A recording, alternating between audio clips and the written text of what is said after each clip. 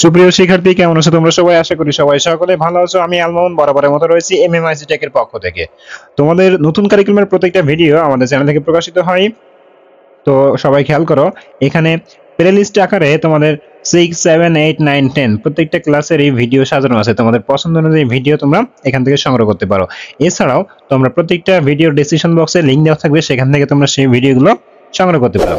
তো যারা আমার চ্যানেলে নতুন তারা অবশ্যই চ্যানেলকে সাবস্ক্রাইব করবে এবং পাশে থাকা বেল আইকনটি বাজিয়ে দিবা। সুপ্রিয় শিক্ষার্থী, হিন্দু ধর্ম শিক্ষা ষষ্ঠ শ্রেণী, আজকে আমরা 7 নম্বর পৃষ্ঠার এই যে সমাধানটা দেয়াল পত্রিকা তৈরির উপকরণটা করব। তার আগে আমরা উপরে যে লেখাগুলো আছে সেগুলো পড়ে ফেলি। দেখো, বলা হয়েছে দেয়াল পত্রিকা। দেয়াল পত্রিকা হলো বিভিন্ন তথ্যের এক ধরনের নান্দনিক প্রদর্শনী। বিদ্যালয়ে শিক্ষার্থীরা দলগতভাবে কোনো একটি বিষয় নিয়ে শিক্ষকের সহায়তায় আলোচনা, মত বিনিময়, উপস্থাপনের সাপেক্ষে লেখা, গল্প, প্রবন্ধ, ছড়া, ছবি ইত্যাদি রচনা এবং নির্বাচন করে। এগুলোই শিক্ষার্থীরা বোর্ডে নিজ হাতে লিখে বা একে আকর্ষণীয় এবং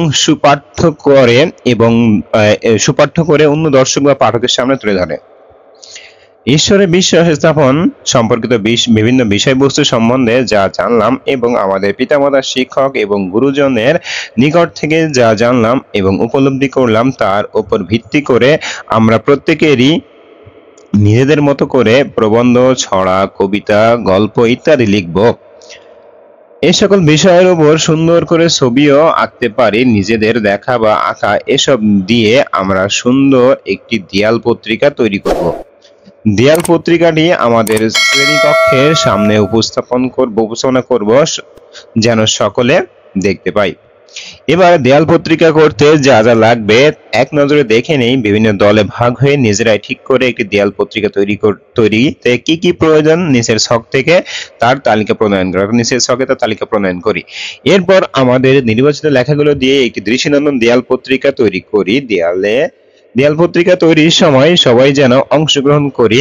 দলীয় কাজের সবাই পরস্পরকে সহযোগিতা করে সবাই অংশগ্রহণ নিশ্চিত করি। তো খেয়াল করো, আমার একটা দেয়াল পত্রিকা তৈরি করতে হবে। এখন এখানে আমার কি কি উপকরণ লাগতে পারে এই ছকে মূলত তোমাকে লিখতে হবে। সম্ভবত 10টা পয়েন্ট তোমাকে লিখতে হবে। 1টা, 2টা, 3টা, 4টা, 5টা, 5 + 10টা পয়েন্ট এখানে তোমাকে লিখতে হবে। তো চলো আমরা এটার অ্যান্সার স্ক্রিপ্ট দেখে আসি। দেখো, এখানে দিয়েছে দেয়াল পত্রিকা তৈরির উপকরণ। প্রথমে দেখো দিয়েছে art paper, poster paper, board বা ককশিট, স্ট্যান্ড, রং পেন্সিল, বিভিন্ন রঙের কলম।